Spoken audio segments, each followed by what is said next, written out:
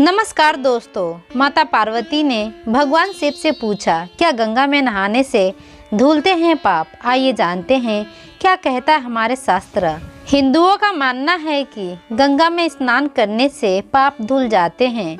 गंगा को पाप मोचनी कहा जाता है और इसे ज्ञान का प्रतीक माना जाता है। गंगा में स्नान करने से अत्यंत पुण्य की प्राप्ति होती है और देवी देवताओं का आशीर्वाद मिलता है। गंगा को मोक्षदायी भी कहा जाता है।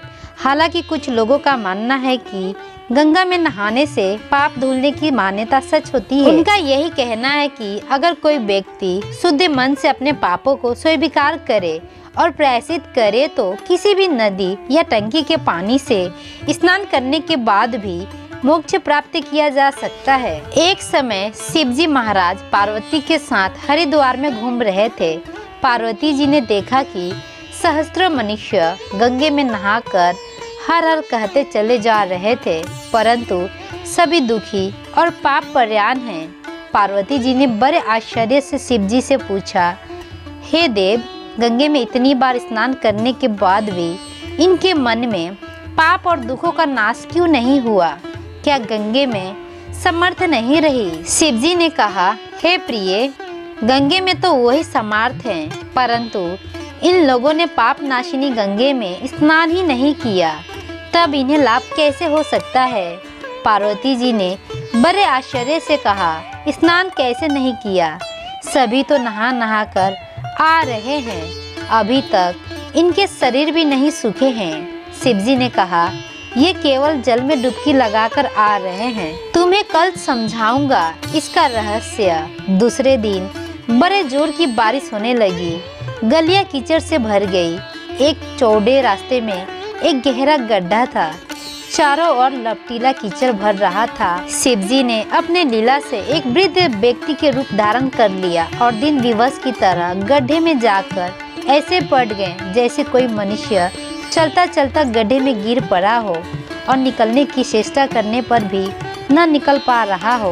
पार्वती जी को उन्होंने ये समझाकर गड्ढे के पास बैठा दिया कि देखो, तुम लोगों को सुना सुनाकर यूँ पुकारती रहो कि मेरे वृद्ध पति गड्ढे में गिर पड़े हैं, कोई व्यक्ति इन्हें निकाल कर इनके प्राण बचाए और मुझ सहायक की सहायता करे। शिवजी ने यह और समझा दिया कि जब कोई गड्ढे में से मुझे निकालने को तैयार हो तब इतना और कह देना कि भाई, मेरे पति सर्वथा निष्पापी हैं, इन्हें वही छुए जो स्वयं निष्पापी हो। यदि आप निष्पाप हैं तो इनके हाथ लगाएं, नहीं तो हाथ लगाते ही आप भस्म हो जाएंगे। पार्वती जी तथास्तु कहकर गड्ढे के किनारे बैठ गईं और आने जाने वालों को सुना सुनाकर शिवजी की सिखाई हुई बात कहने लगी। गंगे में नहाकर लोग बार बार आ रहे हैं। सुंदर युवती को यूं बैठी देखकर कईयों के मन में पाप आया। कई लोग लज्जा से डरे तो कईयों को कुछ धर्म का भय हुआ, कई कानून से डरे। कुछ लोगों ने तो पार्वती जी को यह भी सुना दिया कि मरने दे बुढ़े को, क्यों उसके लिए रोती हो। आगे और कुछ दयालु व्यक्ति आए। उन्होंने करुणा वंश को युवती के पति को निकालना चाहा, परंतु पार्वती के वचन सुनकर वह भी रुक गए। उन्होंने सोचा कि हम गंगे में नहाकर आए हैं तो क्या हुआ, पापी तो है ही, कहीं हम छूते ही हाथ न जल जाए। बूढ़े को निकालने जाकर इस स्त्री के कथा अनुसार हम स्वयं भस्म न हो जाएं। किसी का साहस नहीं हुआ। सैकड़ों आए, सैकड़ों ने पूछा और चले गए। संध्या हो गई। शिवजी ने कहा, पार्वती, देखा आया कोई गंगे में नहाने वाला। थोड़ी देर बाद एक जवान हाथ में लोटा लिए हर हर करता हुआ निकला। पार्वती ने उसे भी वही बात कही। युवक का हृदय करुणा से भर आया। उसने शिवजी को निकालने की तैयारियां की।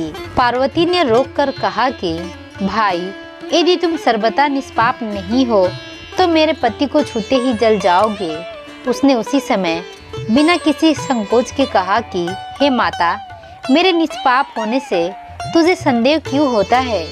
देखती नहीं, मैं अभी गंगा नहाकर आया हूँ। भला गंगे में गोता लगाने के बाद भी कभी पाप रहते हैं? तेरे पति को निकालता हूँ। युवक ने लपेटकर बुढ़े को ऊपर उठा लिया। शिवजी पार्वती ने उसे अधिकारी समझकर अपना असली स्वरूप प्रकट किया और उसे दर्शन दिया। शिव जी ने पार्वती से कहा कि इतने लोगों में से इस एक ने ही गंगा स्नान किया है। इसी दृष्टांत के अनुसार जो लोग बिना श्रद्धा और विश्वास के केवल धर्म के लिए गंगा स्नान करते हैं उन्हें वास्तविक फल नहीं मिलता, परंतु इसका यह मतलब नहीं है कि गंगा स्नान व्यर्थ जाता है। विश्वास के साथ किए गए गंगा स्नान का मिलता है वास्तविक फल। आशा करती हूँ ये छोटी सी कहानी से आपको कुछ जानने को मिला होगा। ऐसे ही वीडियो देखने के लिए चैनल को लाइक, सब्सक्राइब और शेयर करना ना भूलें। धन्यवाद। राधे राधे। जय माता दी।